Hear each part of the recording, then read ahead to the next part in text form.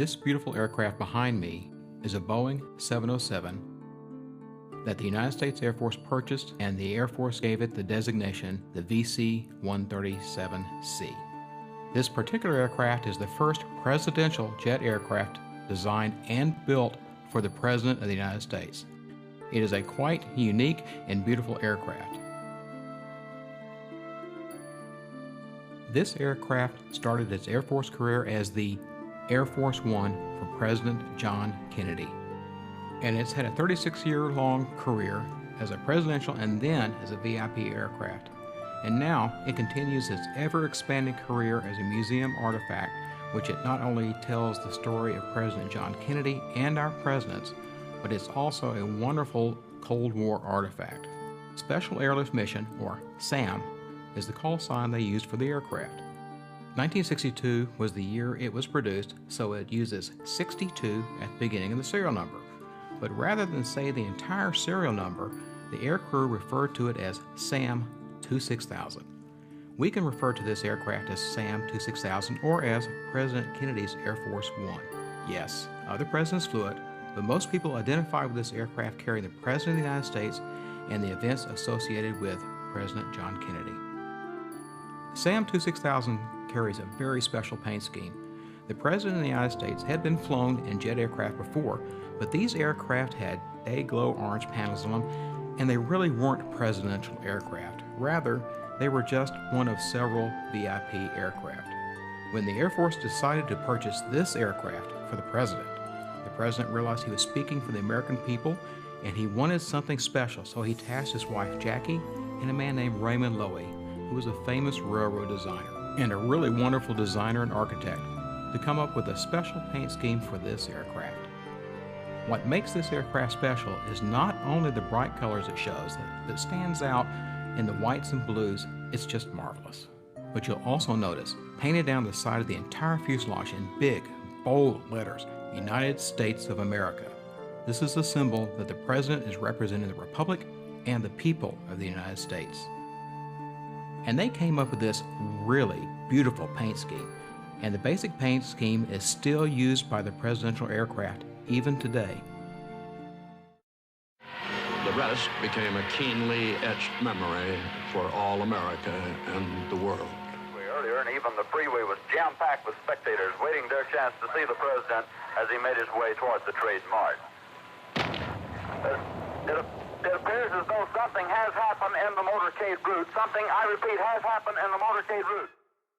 When the aircrew learned that the President had been assassinated and that the body was going to be flown back to the D.C. area on SAM 26000, they simply refused to put the casket in the cargo hold, which is directly below the aft entrance.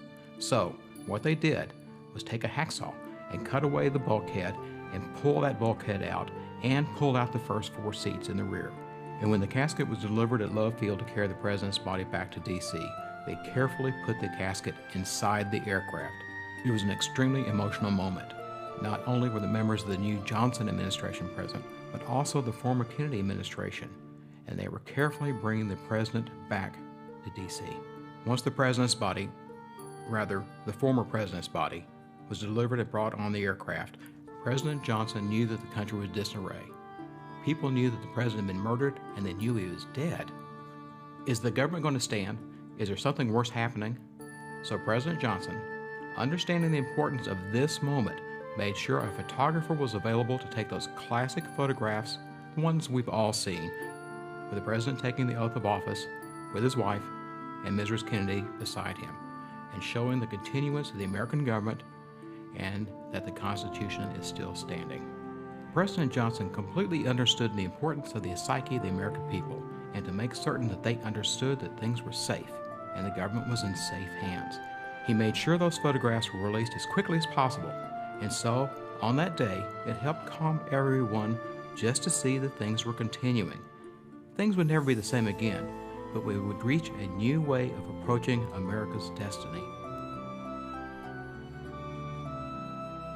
SAM 26000 has carried every president of the United States, from President Kennedy through President Clinton, at one time or another, some to a lesser or greater extents. This aircraft had 36 years of experience and service to the Republic. It's done a wonderful job of carrying our presidents. Some people might say the SAM 26000 is just another airplane. Yes, that's probably true. However, I must disagree. I think this is one of the most important aircraft in the history of aviation. This aircraft has been everywhere. It's done everything. It was a symbol of the Cold War for the United States. It carried the presidents of the United States. Major decisions about U.S. foreign and domestic policy were made on this aircraft. SAM 26000 represented the United States around the world. It carried the President of the United States to Southeast Asia. It carried the President to break down the decades-long threat of war with the Soviet Union and the People's Republic of China by carrying our President and breaking all tradition by going to visit both of those countries. It's hard for us, with the Cold War receding so far behind, to understand how dangerous the world it truly was. This aircraft carried the people, and a visitor, when they go aboard this aircraft, can actually be in one of the most historic places on Earth that moves. Yes, it's an aircraft. We at the National Museum of the United States Air Force, however, see it as much more than just an aircraft. It's an artifact. It's a pretty big one, and it's one of our biggest artifacts. But it's extremely important that we do our best to maintain it so it will be available to the American public to visit for centuries in the future. And they will be able to stand at a place that shaped American history on that fateful day in November. They can stand where a president first looked out on China, on Moscow, and they too, perhaps, for a moment, get the educational value of what a museum can give by allowing a person to say to themselves, I see what it was like. I understand what the president was seeing. I understand what his staff members were thinking. I have a better understanding. And that, after all, is our primary goal, to prepare the American people to understand what's going on, and in particular, our youth. We're reaching out.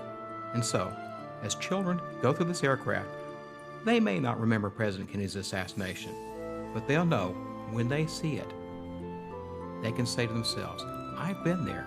I understand and I have a personal relationship with this artifact. So this aircraft, yes, it flew for 36 years, but it's going to continue. It's just going into its next career. This aircraft has an entirely new career of educating and informing the public, the American public, and the world.